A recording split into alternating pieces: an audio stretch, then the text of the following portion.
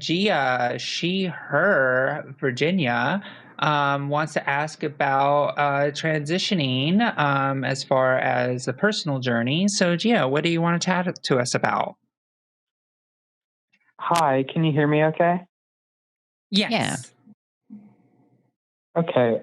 Yeah, that's kind of like the broad part of it. When I was talking before I joined the call, I have like two main things talking about. I've been transitioning for over a year, but I guess my first question is, since transitioning, I've noticed with the community of people that I've been making friends with and talking to, there has been almost like a disdain for non-binary people.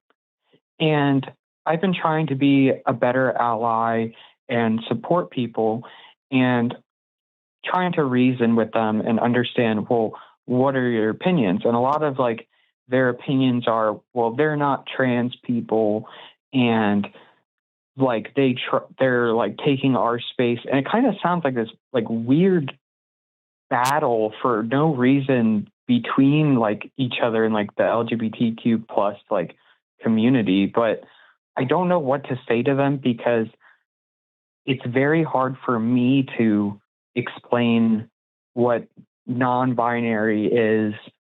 And I think that's kind of like my first question, if that's okay, is like, I understand the basis. It's just, I don't have any non-binary friends and like, I'm trying, I have Google, but I'm like, from you guys, maybe like you can explain it better. Sure. Yeah. I'm the non-binary person on the network right now. So happy to answer that question. I mean, I think when people have this view of like, I don't like non-binary people, I think what they have in their mind is the idea of a non-transitioning person who wants to be considered part of the community. Because like the overwhelming majority of non-binary people that I know are seeking physical transition, and in most spaces they are perceived as, or they are okay being perceived as, a binary trans person.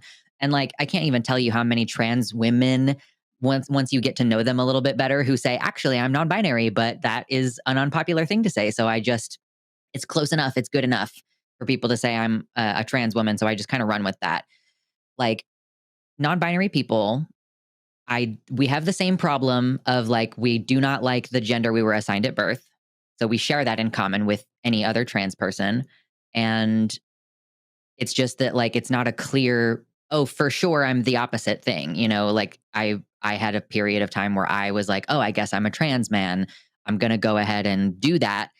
And then it turned out that I hate that. And like in every situation where I've tried to be stealth as a masculine person, it has made me feel not bad in the same way, but still bad, like as being in the world, like as a feminine person. So I've like, my dysphoria has chilled out since then. So it's not as big of a deal to me now. But there was definitely a period of time where I was like trying to find the right gender performance that would make me feel good about myself and that would cause people to treat me the way that I want to be treated. So I think that that's like the thing to focus on. If you're trying to appeal to someone who is like against non-binary people, go like, wow, do you remember how alienating it was growing up as your assigned gender and how awful that was? And like how much better you felt when you realized who you were and you found community in that? Well, imagine if you felt that way and then you tried to join the trans people club and they were like, we hate you, get out of here. Like how unmooring that would be and how like difficult that would be for you to still have the same alienation from your birth gender. But because you don't fit neatly into the opposite, like suddenly that makes you not trans. Yeah. And like I said, a lot of non-binary people seek physical transition and have dysphoria. And the ones who don't, or I mean, the ones who don't transition, you can't just assume it's because they don't want to, right? It might be like they might be stuck in their situation because of family. And so if a non-binary person is not valid because they haven't transitioned, well, then neither is your egg that just hatched friend. Like she's also not really trans if that's the criteria. So I don't know if that kind of helps lay out some of the groundwork for you. Oh yeah, it definitely helps. Like you can't see it, but I've been like nodding the entire time. And Sure. I really appreciate you putting it away I can understand. It's like I have a sibling who identifies as a very feminine gay man, but the conversations that I've had with, my sibling and just knowing them my whole life and everything, part of it, I think, with them is that I think they're kind of an egg because they're afraid to take away, like almost like to take away resources or something. It's like this, how do you call it? Like, so like wrong, like thought process, but they feel like guilty almost like adding that. But I want to explore that more with them. And I think one of the parts of doing that and like with our community is, again, like asking these questions. And I'm learning always so much from you guys, and I love watching the show. So I really appreciate it. But could I go ask my second question? It's kind of more spicy, but like not because I have like a bigoted opinion. Sure. Yeah. Okay, so the other conversation that comes up with other people in the community is there's also this anger towards people where they're like, and it's kind of like the Blair White thing where it's like, she's really ripping on people like Lily Tino, and it's like controversial, but the whole thing is like, how can you be upset about being misgendered or treated like the opposite sex if you're not putting in enough effort or X, Y, and Z? And I think it's like just such a bigoted, like annoying opinion of like Blair White and people like that, because it's like you have no idea what other people are going through or their lives or like how much they're trying. Like not everyone has money to even get on hormones or like was in the military. Like I use the VA stuff too. Like I think Josie, you mentioned you were in the Navy. Yes. So it's like I use the VA, and it's like if I didn't have the VA to provide my estrogen, none of this would have been possible. And it's like I still get misgendered all the time, and it's like I put a lot of effort in. So it's like, who are they to say these things like, oh, you don't put enough effort in, you look like a man, or like vice versa? And I don't know how to reason with these people, because it's like we're supposed to be allies in this community and support each other, but it's like, why? Yeah, I'll jump in here. So yeah, I definitely, first I just want to say I also started my transition through the Veterans Administration as well. And now I just recently was elected as president of the Transgender American Veteran Association over the last week as well. So I definitely understand. Awesome. Yeah, thank you. So one of the things I want to say about that is there, throughout all movements, there's always been an assimilationist line of things, where it's like, oh, we're going to assimilate as closely as possible to the norms or the way people live in society, so therefore we are seen as the quote unquote good ones, right? It always happens throughout all social movements of like, okay, I'm fitting into the box, now you can't oppress me anymore, right? And a lot of the Blair White, especially early Blair White, it was even worse. It's just hard to believe.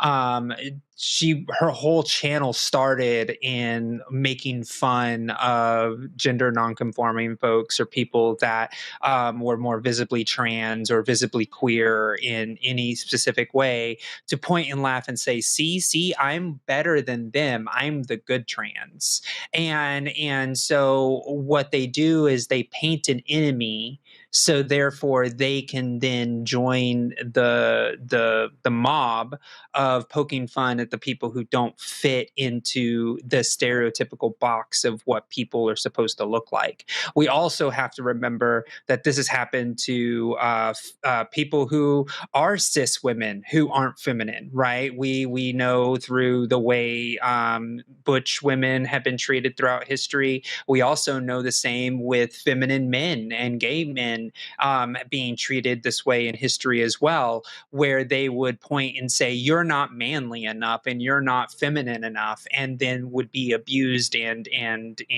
marginalized just by the mere look and appearance. So unfortunately, this isn't new. This isn't a new strategy that just kind of came out of nowhere. There's always going to be folks who are going to say, "I'm the good one, so please don't oppress me. Please don't discriminate against me." And they try to use this argument as though this is what's going to save them. And so it is a tool of straw manning entire communities, as well as radical and not worthy of being listened to. So they can say, "Oh, this person doesn't look like society, so therefore their views and their rights don't matter either." And you can probably see it in the pattern of like the Blair White content, and not just Blair White, but other, to use the word pick-me's or other people who say, "I'm the good ones." Their content is almost exactly, it's like manufactured. It's so predictable, where they find visibly queer people and then go ahead and just create content based on the looks and the words of queer people, and saying, "Look, I'm not this unhinged, so therefore you have to like me." And I feel like it's easier to Yeah. punch sideways. Like when you're faced with overwhelming fascist oppression, you're feeling powerless, and so lots of people kind of just start turning on people who don't have power. And in fact, I think that to some degree, like binary trans people who are like this are trying to, I mean, I'm kind of just spinning what Josie just said in a different way. What they're trying to do is have access to power. They want access to control and power. And so if they can say like, "Well, I'm the arbiter of who's really trans," like then they have power over who's allowed in the community. They have power over critical resources. They can gatekeep and decide who needs it or not. And that is kind of an intoxicating sensation to have. And like man, I'm gonna make a whole video essay about Dedra Meero from Star Wars Andor, because it's that same thing where like I love you're her. a person of marginalization. Thank you, God. I feel like I'm insane saying that I love Dedra Meero. But the point is, like, a marginalized person within a power structure is both subject to that power structure, but also is trying to abuse it to make themselves feel powerful. So yeah, Well, that's my opinion on why people do that. and also just to verify, I love Dear Dedra Meero as the character archetype of being oppressed by the system and trying to be the one that rises to the top. I would not Sure. like a Dedra Meero in real life. Like, No, of course, I just yeah. want to be absolutely clear that she is a Nazi and she is a bad person, but the way she is written as an archetype is incredibly fascinating Yeah. to be able to observe and monitor and see how that parallels into real life. So I just Agree. want to be crystal clear. No, I stan. Sorry. Well, actually, Yeah. Anyway. anyways, Yeah, yes, Gia, I does that really answer your appreciate that. question? Yes, and we try and meet people, at least in my head, it's like I try and meet people where they're at so I can understand, like, why the hell are you trying to die on this hill? And it's like, it in like the most brutish way possible. It kind of reminds me, like, my grandpa was a POW from Stalingrad, and he spoke both Romanian and Russian. So in the camp that he was in, the Gulag, they made him one of those like penal battalion people that it's like, you're a prisoner, but like we'll treat you better because you're not exactly like those other prisoners, like the Nazis and stuff. So, and that's because, he was a Romanian man, and it's like, he basically like learned like everything around the camp and had like these privileges and had to kind of do horrible things to his peers that were also prisoners of war, to the Russians. And that led to him being able to like escape and do all those things. But I know like my dad has told me like how guilty he felt from that. And it's like, I can only wonder like when it gets to like this time where, you know, the fascist government takes over and does these things where it's like, you know, they're already here. It's like, when is Blair White going to be told, okay, good one, face the wall?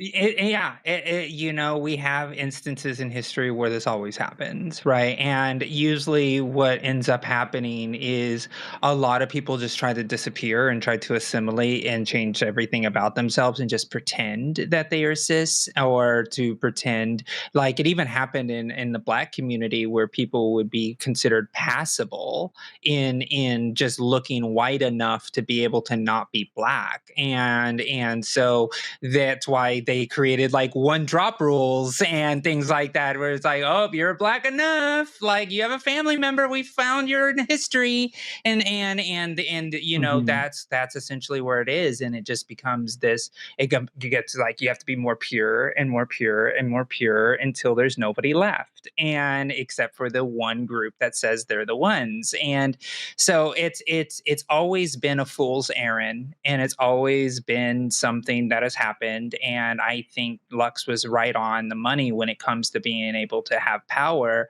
because if you can be a bully and be cheered on for it, that is a very short-lived but very gratifying feeling for some people when they'd rather not be the one on the ground.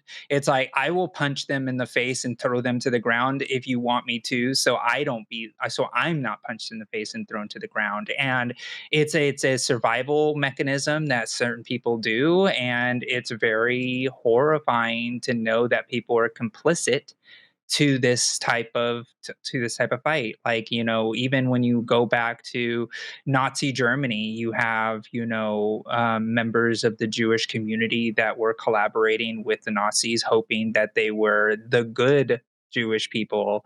But in the end of the day, like, that didn't save them either. And that's kind of where we know how history kind of plays out. And it's one of those situations where we will have to continue the fight and fight for people like Blair. And that's what something Blair will never understand. That's what a lot of these content creators will never understand. The trans community as a whole are fighting for their rights too. And so they can punch down on us or punch sideways on us as much as they can or much as they want. But at the end of the day, our rights and our trans liberation comes with theirs as well. And that's what we will just have to continue to do. Yeah. I want to add on, and this will be my last word on this. You've reminded me of a book that I didn't read the entire book, but I was like looking at it because I was interested in what this message was. So, Man's Search for Meaning by Viktor Frankl. Frankl is a Holocaust survivor, and the thing that he is discussing in the book is like, you know, literally like some of the prisoners who were given the task of being in charge of other prisoners, and like the moral degradation that happens to people when they're put in these situations. And obviously that's a very extreme version, but I'm kind of seeing this being a buildup toward that, where it's like, I'm setting aside my morals that I should support other trans people and that we are the same. Like, I'm closer to this non-binary person than I am to our oppressors. And like, yeah, that sort of just, you lose your moral center in intense survival situations where you feel like you will die if you don't compromise those morals. So I just thought it was really interesting. Good reading for anybody who wants to delve further into that topic.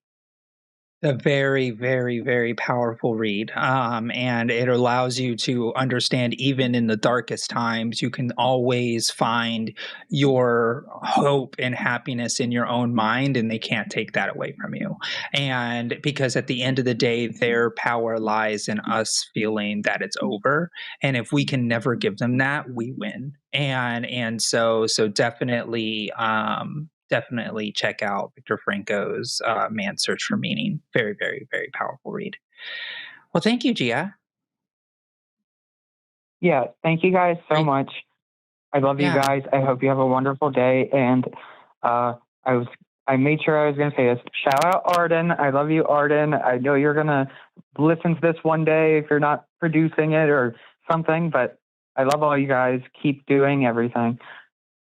Hey there, everyone. We want you to check out our live shows 6 days a week, 6 shows a week, 5 days a week, 6 shows. And also there are other channels coming. And this part is meaningless, but you could support this channel by watching the live shows, by checking out another episode. Tell the algorithm you want to stay here. You're not going to go off to some video of some super rich guy committing war crimes. You're going to stick around here and maybe you'll leave a comment, or what else could they do, Eve? They could head over to patreon.com/calltheline, right?